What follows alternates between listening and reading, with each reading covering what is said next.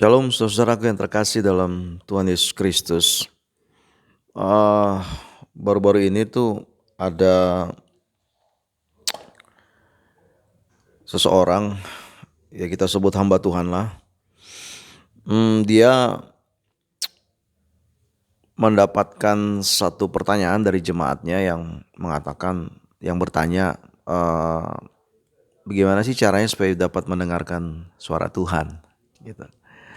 Terus si hamba Tuhan ini atau si pastor ini ngomong bahwa kalau pengen dengerin suara Tuhan maka kamu mesti berpuasa 40 hari, oke. Terus ya 40 hari berarti nggak makan nggak minum ya. Terus setelah itu worship dan setelah itu ya biasa kalau saya sih cuma itu sih ya. Jadi worship, kemudian puasa. Terus kata si hamba Tuhan itu kalau misalnya nggak dengar suara Tuhan juga setelah 40 hari ya wis kamu datang ke saya aja gitu. Saudara yang dikasih oleh Tuhan Yesus Kristus, sebenarnya sih apa sih signifikansinya kita dengerin suara Tuhan?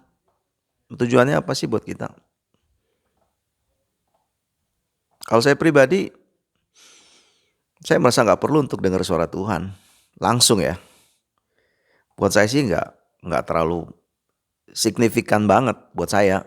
Mengapa?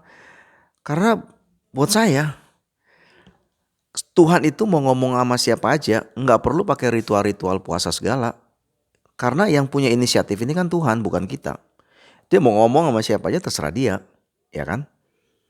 Dan yang kedua itu yang pertama. Yang kedua adalah kalau dia pengen ngomong sama seseorang berarti itu memang sesuatu yang sangat urgensi banget, ya kan? Jadi nggak semua orang dia akan ngomong kayak gitu, sama kayak kita tahu dari firman Tuhan bahwa karunia-karunia itu datang dari Roh Kudus yang diberikan kepada orang-orang yang dikehendakinya. Ini garis bawah ini kalimat yang dikehendakinya. Jadi nggak semua orang bisa dapat karunia bahasa roh misalnya. Nggak semua orang bisa dapat karunia menafsirkan bahasa roh. Nggak semua orang bisa mendapatkan karunia-karunia yang ada, ya kan? Karena di situ dikatakan diberikan kepada orang-orang yang dikehendakinya. Kalau dia menghendaki untuk diberikan karunia buat kita, dia pasti kasih buat kita. Kita pasti terima. Kalau dia menghendaki mau bicara buat kita secara pribadi khusus begitu, ya dia pasti akan ngomong buat kita, ya kan? Itu tentunya ada memiliki nilai urgensi yang merupakan hak prerogatifnya Tuhan, bukan kita. Nah saudara, kalau menurut saya ya, sebenarnya seperti saya bilang tadi di depan bahwa saya nggak terlalu melihat ada aspek urgensinya. Saya harus dengerin suara Tuhan gitu, signifikansinya apa gitu kan? Secara langsung ya, audible maksudnya gitu. Karena buat saya nih saudaraku, buat saya firman Tuhan udah cukup jelas. Firman Tuhan itu suara Tuhan, cukup buat saya. Lebih daripada cukup. That's enough. Bible is enough. Buat saya cukup. Karena gini, kalau Tuhan selalu ingin bicara kepada semua orang misalnya, ngapain sih sampai ribuan tahun? 1500-an lebih, bahkan mungkin dari 2000-an tahun Alkitab terpelihara sampai sekarang. Dari ribuan tahun.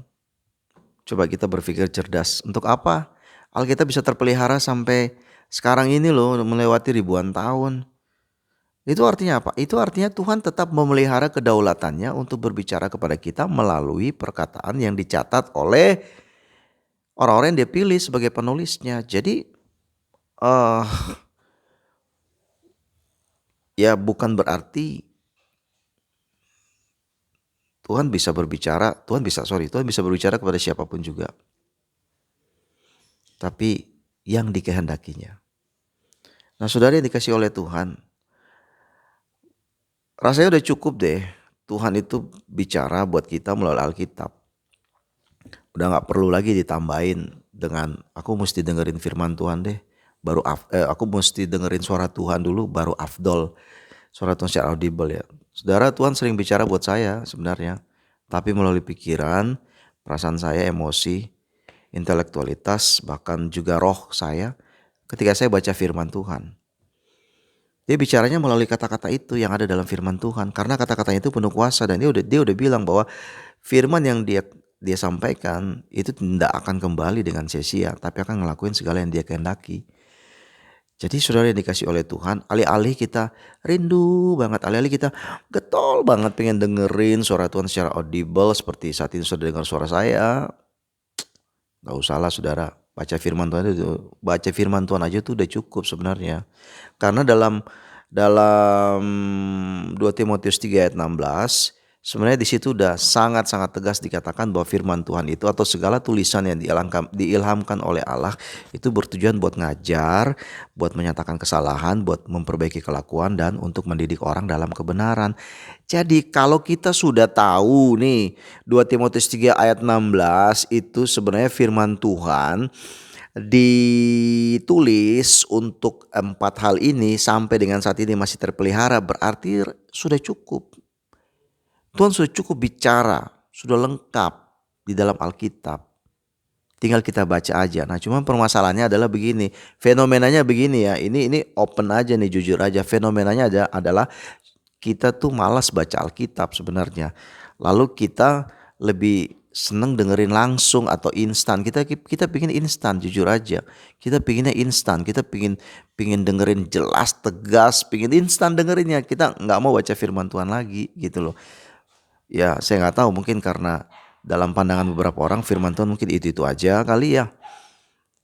Ya kalau firman Tuhan dalam pandangan beberapa orang tuh cuma itu aja, berarti dia membaca firman Tuhan tanpa kerinduan untuk diubahkan oleh firman Tuhan itu, tapi cuma pengen dapat knowledge aja supaya terkesan lebih pintar, bla bla, Farisi Saduki lah kira-kira kayak gitu.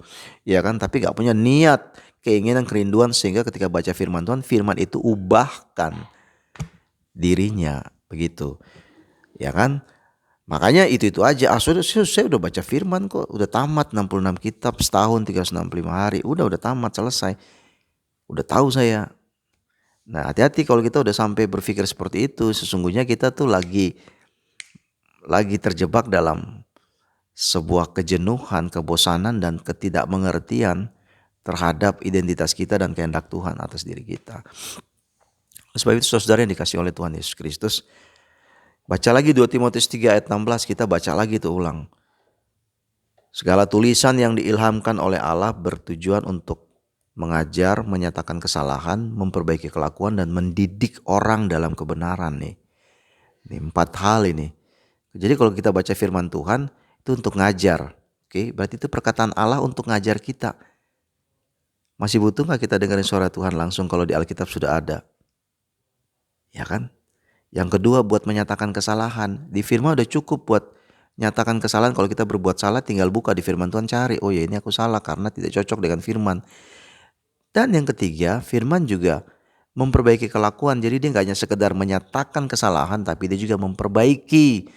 Sehingga kita masuk di ranah yang keempat, yaitu terdidik untuk menjadi orang yang hidup dalam dalam kebenaran. Jadi firman Tuhan, Alkitab udah cukup saudara. Gak usah ekspektasi berlebihan lah untuk bisa dengar suara Tuhan langsung, gak usah. Jangan terjebak dalam hal seperti itu.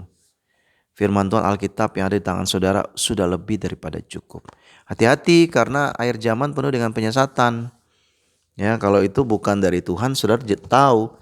Karena saudara sudah baca firman Tuhan, jadi saudara punya kepekaan yang Tuhan kasih buat saudara. Saya baca Mazmur 25 ayat 14 buat saudara. Tuhan bergaul karib dengan orang yang takut akan Dia. Diberitahukannya perjanjiannya kepada mereka. Jadi kalau kita bergaul karib dengan Tuhan, jadi kalau kita takut sama Tuhan, Tuhan akan bergaul karib dengan kita. Oke. Nah, di dalam takut akan Tuhan itu salah satunya adalah baca firman Tuhan, rajin baca firman Tuhan, baca renungkan siang dan malam. Supaya perjalanan berhasil, beruntung, dan berbahagia. Yosua 1 ayat 8. Nah, ketika kita punya keintiman dengan Tuhan, punya intimasi, kemudian punya relasi yang akrab dan karib dengan Tuhan, Tuhan akan memberitahukan perjanjiannya. Tuhan akan beritahukan rencananya. Yeremia 33 kan, di situ Tuhan udah bilang, berserulah kepadaku. Kalau kau nggak ngerti hal-hal yang besar, hal-hal yang tidak terpahami, berseru, aku akan memberitahukannya kepadamu. Nah, saudara, dia udah beritahukan dalam Alkitab. Kalau memang dirasa oleh Tuhan, mungkin bukan dirasa, tapi dalam kehendak Tuhan, prerogatifnya Tuhan, dia melihat bahwa itu sesuatu yang perlu untuk disampaikan kepada kita lewat audible, maka dia akan sampaikan. Tapi kalau udah cukup dalam Alkitab, ya udah cukup aja, selesai. Nggak usah punya ekspektasi, punya angan-angan. Ya, tujuannya apa sih dengerin suara Tuhan langsung? Apa signifikansi dan urgensinya? Sementara dia udah cukup berbicara di dalam Alkitab. Jadi saudara, Mazmur 25 ayat 14 tadi, saudara, kita perhatikan betul. 2 Timotius 3 ayat 16 kita perhatikan betul, renungkan betul itu. 66 kitab itu nggak perlu kejar tayang. Oh ya, ada deadline selesai baca Alkitab, nggak perlu pakai deadline dalam baca Alkitab. Saudara terlibat dalam satu pasal berhari-hari, saudara renungkan itu jauh lebih baik daripada saudara kejar tayang tapi miskin kualitas. Lebih bagus saudara lama jam tayang yang lewat gitu, tapi saudara penuh dengan kualitas dalam baca firman Tuhan. Karena miliki kerinduan untuk baca firman Tuhan itu adalah kerinduan untuk diubahkan oleh firman Tuhan. Bukan untuk knowledge, bukan untuk gagah-gagahan, untuk pamer dan lain, enggak. Diubahkan oleh firman Tuhan, lalu setelah diubahkan cerita buat orang lain. Ceritakan firman itu yang sudah mengubahkan saudara supaya orang lain juga diubahkan. Itulah tujuan Tuhan dalam hidup saudara. Jadi saudara yang dikasihi oleh Tuhan, hati-hati terhadap bahaya penyesatan, banyak nabi palsu akan muncul. Itu bicara di gereja ya, banyak pendeta palsu, hamba Tuhan palsu, hati-hati deh ya. Baca firman Tuhan supaya kita bisa membedakan mana yang dari Tuhan dan mana yang bukan. Tuhan akan kasih kepekaan itu buat saudara. Shalom, selamat malam, God bless you.